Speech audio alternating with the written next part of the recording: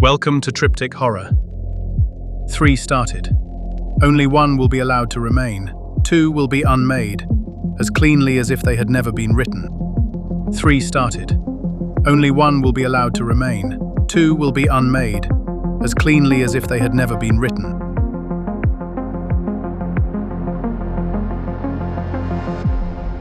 This is Tryptic Horror. Maintenance window. Tryptic Horror Season 0, Episode 6, A Story of the Continuants.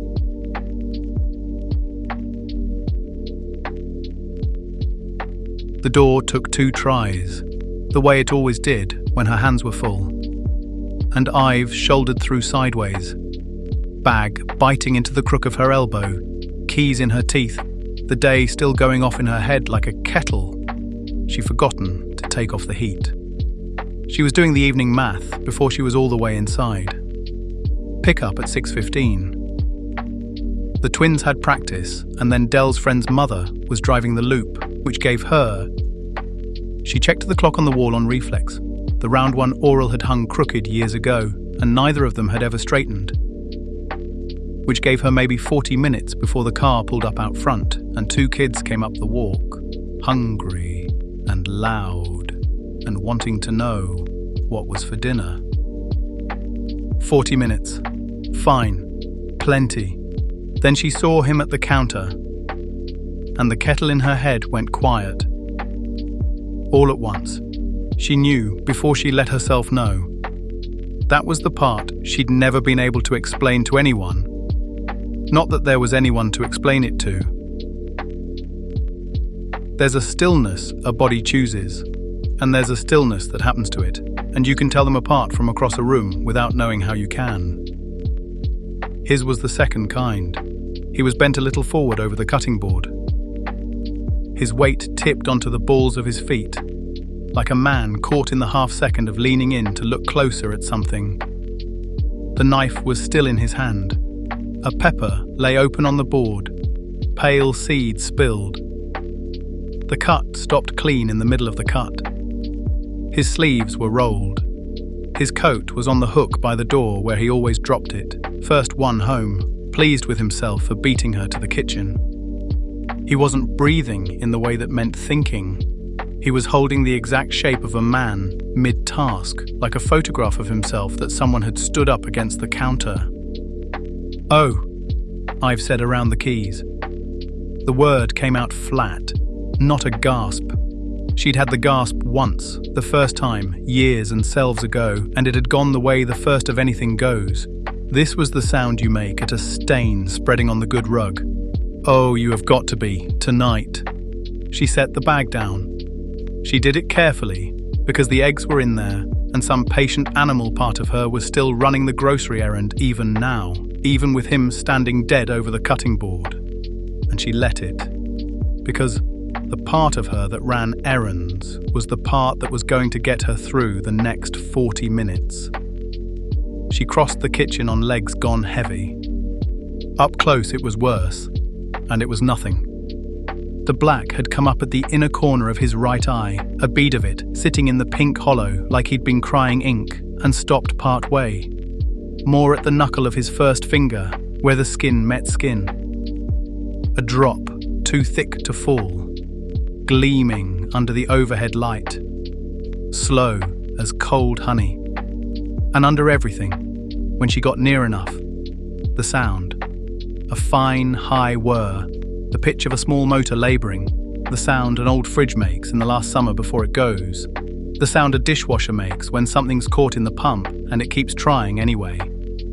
It came up through him and made the surface of the water glass on the counter tremble, a fine, bright ring of concentric rings, on and on. She put 2 fingers under his jaw. Pure habit. There was nothing there to find. There hadn't been anything there to find for a long, long time. But the hand does what it learned to do, and her hand had learned to check a pulse on a husband, and so it checked. She felt instead the buzz of him through the bone, That wrong body hum she'd know in her sleep, in anybody, in any room. Running too hot on a substrate it had outlasted by years. "You stubborn old machine," she told him, and there was something almost tender in it. The way you can be tender with a thing precisely because it can't hear you. And she got her shoulder up under his arm. He came off his own stillness with that horrible give she'd never once gotten used to and was never going to. The held shape released all at once, and his whole weight arrived against her in the same instant, dead and total. And she took it the way she'd learned to take it, knees soft, hip braced, the grip she could do in her sleep, and walked him backward across the kitchen the way you'd walk a drunk who'd gone under at a party. His heels dragged. 2 soft, pale lines through the floor she'd mopped that morning. The knife slid out of his slack hand somewhere behind her, and she heard it hit the tile, and she did not stop to pick it up, because the clock was on the wall, and the twins were on the loop, and there was no version of this where she stopped to pick up the knife. She did not look at his face while she did it. That was the thing she'd learned. Earlier than the grip. Earlier than the errand self, earlier than anything. You do not look at the face. The face is the part that argues. The face has his eyebrows in it, the ones that went up when he was about to say something he thought was funnier than it was, and his mouth, the mouth she had been kissing since they were practically children. And if you look at the face while you're doing this, then you stop being the person who keeps the household running, and you become his wife again. And his wife is no use down here. His wife sits down on the floor. His wife has done that. Once. The household does not have time for it. So she kept her eyes over his shoulder, on the door to the lower floor, and she walked him down out of the kitchen into the good, clean light of the workroom, and the whir went with them down the stairs. The workroom was the one place in the house she let herself keep exactly as she wanted it. Upstairs was the children's, was the marriages, was crooked clocks and the smell of peppers and homework on the table. Down here was hers, shelved, swept, labelled, the long bench under the daylight lamps, the tools in their drawer in the order she used them, which was not the order anyone else would have put them in. And along the far wall, in the cool, the rack. She didn't look at the rack either, but she didn't have to look at it to know it was there, the way you don't have to look at the door to know the house has one. 2 bodies on it, hers, grown and waiting, draped against the dust, faces slack and patient and unstarted. A third coming along behind them in the tank, months out yet. She kept them the way other people keep a spare of anything they cannot do without. Not morbidly, not lovingly, just sensibly. Because she had learned the hard way that the most important thing in a life is to never again be caught without the next thing ready when the current thing wears thin. When this body's knees started going. When the small failures began to stack the way they always began to stack. She would lie down on the bench herself, and she would wake up over there, in the cool, new, and she would remember all of it. Every year, every self. She had made certain of that. The remembering was the whole point. The remembering was the difference. She got Oral onto the bench. She arranged his arms. She opened him. The how of it she could do without thinking now, which freed her thinking to run the clock. 35 minutes. Call it 30 to be safe. 10 to close him. 5 to walk him up. That leaves time to get the peppers going again. So the kitchen smells right when they come in. The panel at the base of the skull that her thumbnail found by feel. The seam down the inside of the forearm that had never been a scar, no matter what he thought it was, opening under her fingers like something that had only ever been pretending to be skin. She isolated the black. She drew it off. The whir under everything started, very gradually, to climb back down toward quiet. She swabbed. She seated the part that had come unseated back into the place it was meant to live. And she had been doing this so long, on so many evenings, that her mind was already mostly upstairs at the stove when his mouth moved. She flinched so hard the swab leapt out of her fingers. Off! He was supposed to be off. She always checked. She'd checked. But the room had a man in it now, awake, his eyes open and fixed on the daylight lamp above the bench, the black gone sluggish at the corner of one of them, and the worst of it, the thing that put a cold wire straight up the back of her every single time it happened, was how completely, how ordinarily normal he sounded. How long was I standing there? She bent and got the swab off the floor, dropped it, got a fresh one from the drawer. Her hands were not quite steady, and she was furious at them for it. "Don't," she said, to his forearm, not his face. Never the face. "Don't do the questions. Lie still, or you'll pull the seam." "How long, Ive?" "A while. It doesn't matter. You're fine." "I'm not fine. There's something. What's coming out of my..."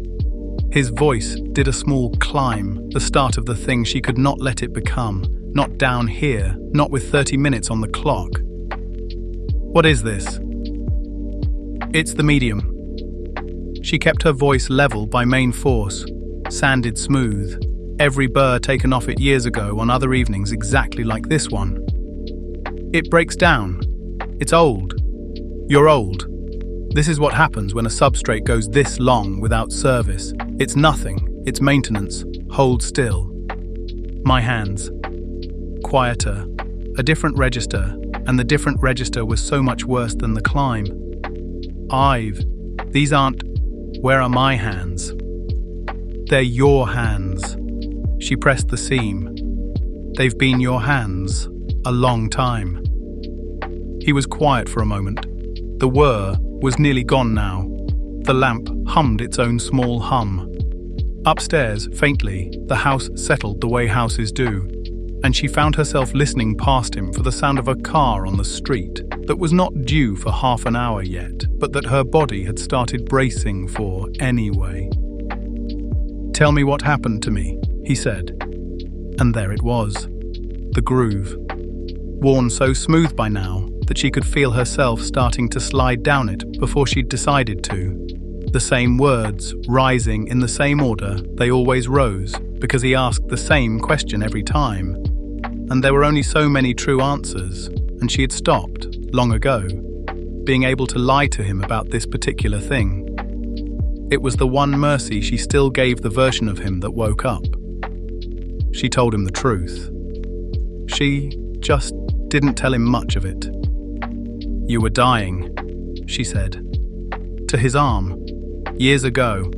And there was a way across. It was on the table. It was paid for. And all you had to do was say yes to it and let them carry you over. And you wouldn't. She drew the seam closed under her thumb. Steady now. The work steadying her the way it always did. "You and your numbers. You held my hand, and you told me not to be afraid. You said something was going to come for you out of the math. A pattern under everything. A resurrection in the structure of it. You were so sure. You said the universe wouldn't let a mind like yours just stop." She sealed the last of the seam. Nothing came oral. The lamp hummed. He didn't say anything. She made herself finish it. Flat. Fast. The short version, because the long version had no bottom, and she did not have the 30 minutes for a thing with no bottom. "I sat the whole night that nothing came for you, and in the morning, the only part of you I could still reach was the part that was still there. So I reached it. I took what there was to take, and I built you the rest, and I have kept you running every evening since, and that's all this is. That's all any of this ever is. Maintenance." She wiped her hands. "I wasn't going to do what you did. I wasn't going to sit there and watch the most important thing in my life walk off into nothing on the strength of a feeling." The black had slowed to nothing at his eye. When he spoke again, his voice was very small and very even, and it was not a climb, and it was not a tremble, and it was, she would think later, the only question he ever asked that she had genuinely never found a way to answer. "Then where am I now?" he said. "If you save me, where am I?" She did not answer that one. She never had. She reached past his opened head, to the side of the bench, and brought back the small flat device that lived there, in its charging cradle, and of everything her hands had done that evening. The lifting, the dragging, the opening, the drawing off and the swabbing and the seating back. This was the only thing they did gently. She held it the way you hold a thing that could bruise. She rested it on the bench beside him while she did the last of the cleanup, and its face was already lit, already woke when she lifted it, already knowing, because it had known so many times before. A maintenance log. That was all it was. She'd set it up herself, the labels and the fields, long ago, in a hand she barely recognized as her own anymore. 2 event types, she'd never once had to add a third. A wake event, unplanned, mid-task. The log filled it in on its own from the body's clock. It was filling it in now. And a closing event, elective, operator-initiated, the one she did by hand. The closing event had a name she'd given it in the cramped shorthand of someone who'd expected to use it once, maybe twice, and be done. Flush. Local. Targeted. It reached in and took the workroom. It took the lamp and the bench and the open seam and the black at his eye. It took the questions. It took the night that nothing came and her face above him, telling him about it, and the place he kept arriving at and was never once permitted to keep. It took all of that, cleanly, the way her thumbnail found the panel, and it set him back, gentle, whole, unmarked, at the top of an ordinary evening, to a coat on a hook and a bag on the counter and a bowl of peppers, and the easy, upward lilt of a man calling out to ask if anyone's home yet, first one in, glad of it. The counter on the closing event sat in the corner of the little lit screen. She didn't look at it. That was a face too. She'd decided that years ago, somewhere around the time, the number stopped being a number she could say out loud to herself and stayed only a number the device was allowed to know. It did not read 1. It hadn't read 1 in longer than the twins had been alive. It did not read 12. She knew it didn't read 12 the way you know the depth of a stair in the dark, by the body, by having gone down it so many times. She let the device hold the number. That was what the device was for, so that she didn't have to. Upstairs, a long way off, she thought she heard a car slow on the street, and her heart did the thing it did, and then the car went on past. Not theirs, not yet, and she breathed out. 20 minutes. She'd made it.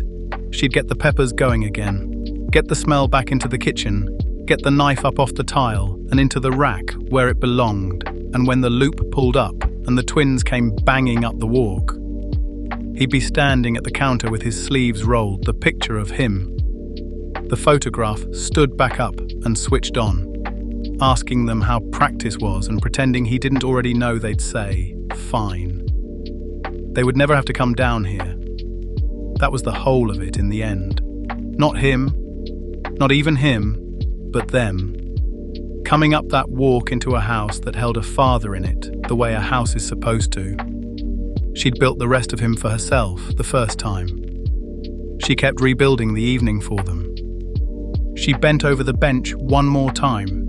Out of habit, she almost looked at his face, caught herself, the old discipline, the oldest thing in the room, and kept her eyes instead on the lit screen and her thumb on the labelled place.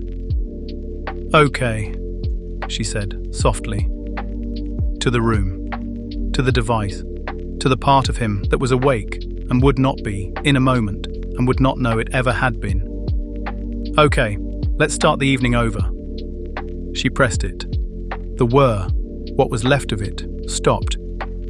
His eyes lost the thing that had been in them, and up the stairs, in a minute or two, in the gentle curve of the kitchen, the empty room would simply have a man in it again, washing 3 peppers and a knife, rolling his sleeves, wiping his wet hands on his trousers, the way a person does without thinking, the way he had surely done 10,000 times, the way he was about to do for the first time. Again, happy, home, before anyone, calling out 2 names into the quiet to ask if they're back yet. No one would answer. He'd be pleased by that. He always was. He liked being first. He liked the few minutes of the kitchen to himself before the door went and the loud good evening of his family came in out of the dark. And Ive, climbing the stairs now, wiping her hands, already half at the stove in her mind. The most important thing in her life, solved and solved and solved again behind her in the cool, clean room, had long ago made entirely certain that he would get to keep liking it. She got to remember she was alive. That was the difference. She'd never been able to make it any smaller than that, no matter how many evenings she turned it over. She solved death. She solved it for both of them, the same night, with the same hands. The only thing she couldn't solve was which of them got to know.